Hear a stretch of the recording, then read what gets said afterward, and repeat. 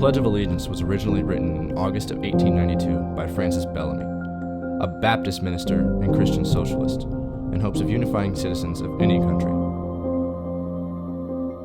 However, Bellamy's pledge was not created with the lyrics we know today. The pledge has gone through a few adaptations, such as adding the phrase, "to the flag of the United States of America" in 1923, and "under God" in 56, under the authority of Dwight D. Eisenhower. The pledge is now recited every morning in most schools across the United States, ranging from elementary to high school. But does it still carry the intended meaning it once had?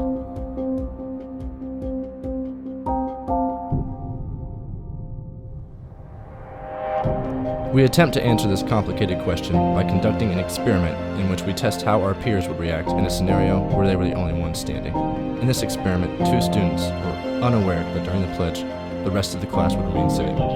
Here is their reaction. Of the United States of America, and to the republic for which it stands, one nation, under God, indivisible, with liberty and justice for all.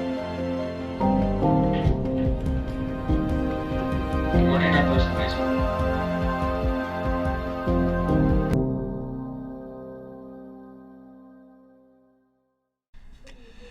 Yeah, I feel obligated to say the pledge. I don't. It's probably from my upbringing, probably from my old man. He's pretty patriotic, served in the military, pretty, I don't know, old school conservative. So I feel like for some reason I would be disappointing him should I not do it. So I don't know. I feel that obligation. I think it's a statement of what it purports to be. I think the truth is most people say it and they don't ever think about what it means. To me, it means exactly what it says, which is that I am an American and I'm loyal to this country, and I pledge my allegiance to this country. With that said, they're just words.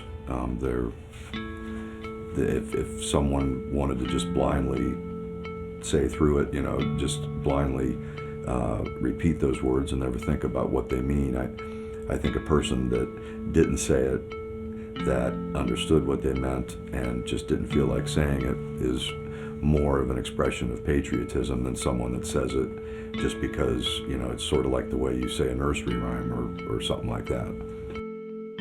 I definitely feel obligated to say the pledge. I mean, not as much by what the pledge means itself, but more like the people around you whenever you're doing it. I mean, it's something we've done since as long as I can remember, like in kindergarten, standing up to say the pledge every morning.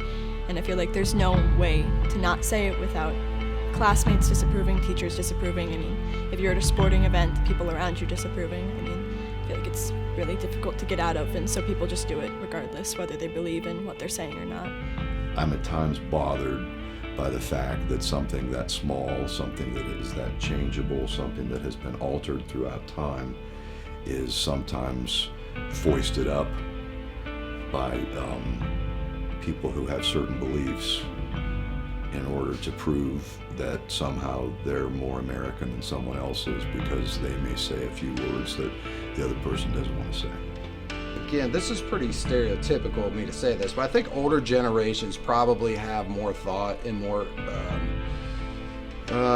invested in the flag and what it stands for. Again, especially those that have served, because I think it is much more meaningful to them. They've sacrificed much more to do that than somebody like me who feel like just the obligation because, let's say, my dad did, which is where a lot of my meaning comes from. There's meaning behind it for me, but I don't think it's nearly as much meaning as it is for others. And I think many people merely do it out of habit or obligation.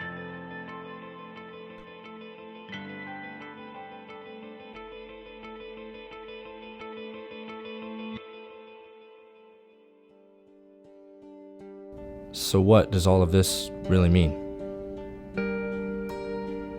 Has the pledge really become nothing but habit or obligation? Has any of the original meaning withstood the test of time? One nation, under God, indivisible, with liberty and justice for all.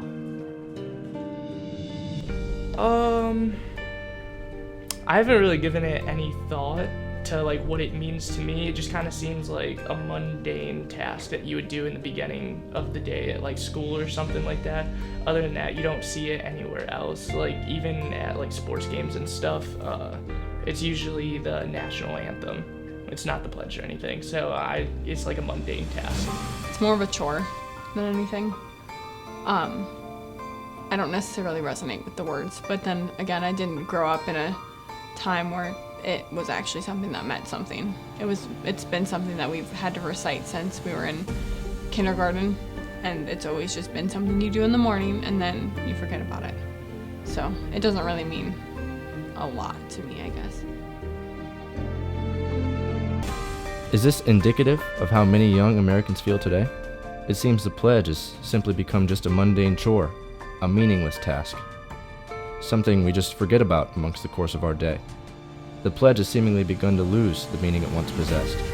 Has this created a new divide in our country? If so, should we attempt to restore the meaning of unity and power that once held our country together in such dividing times? Should we restore the importance of the pledge among the younger generations? Can we? Is it really worth the effort? What would happen if we just left the pledge to finish out the course of its life? Would we as Americans suffer all that much if we allowed the meaning of the pledge to simply fade away? The pledge appears to be only for the patriotic at heart. But is that really an issue? Is there anything lost without the true patriotism of the older generations? Is the pledge really worth it?